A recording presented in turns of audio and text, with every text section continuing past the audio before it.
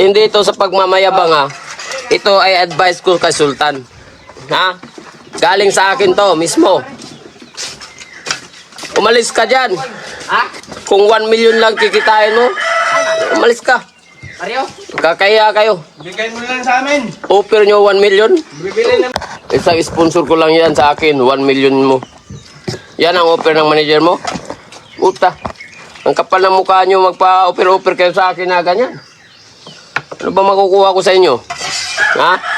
Yo mga ka-Uyod Boxing Fanatics, halika't panoorin natin ang video at banat no, ni Cuadro Alas Casimero dito nga sa offer ng Team Sultan na 1 million.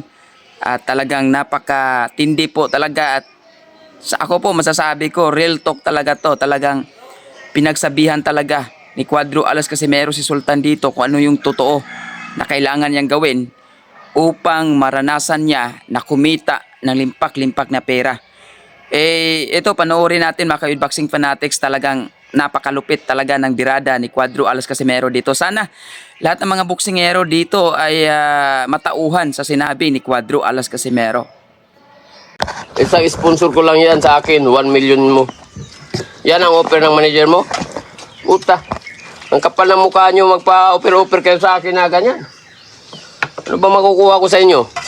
Ha? Yung 1 million nyo, sa sponsor ko lang yan.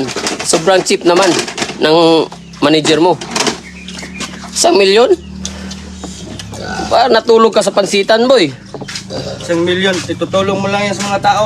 May nangailangan dito. 1 million. Kita mo? Ibigay mo lang yan dito sa amin. Yung 1 million dito, pamimigay lang namin yan. Tapos, i-operan mo ako ng 1 million. Ang kapal na mukha mo, ido ko, pak! Kukutugan kita eh. So, hindi ito sa pagmamayabang ha. Ito ay advice ko kay Sultan. Ha? Galing sa akin to mismo. Umalis ka dyan. Kung 1 million lang kikitain mo, umalis ka. Kakaya kayo. Bigay mo lang sa amin. Offer nyo 1 million. Bibili namin yan ng bigas. Baka natutulog kayo sa pansitan.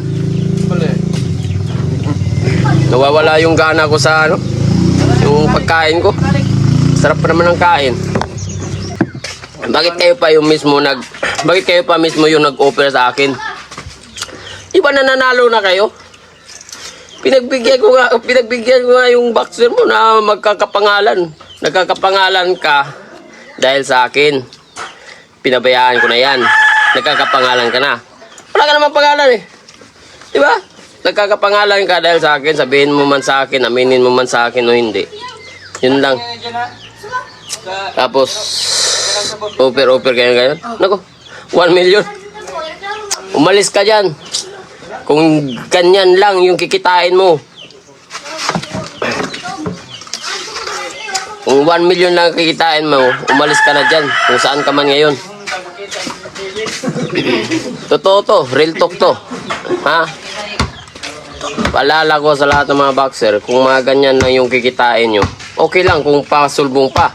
Pero kung nasa nasa tuktok ka na, buhay yung kapalit mo tapos kikitain mo lang barya-barya.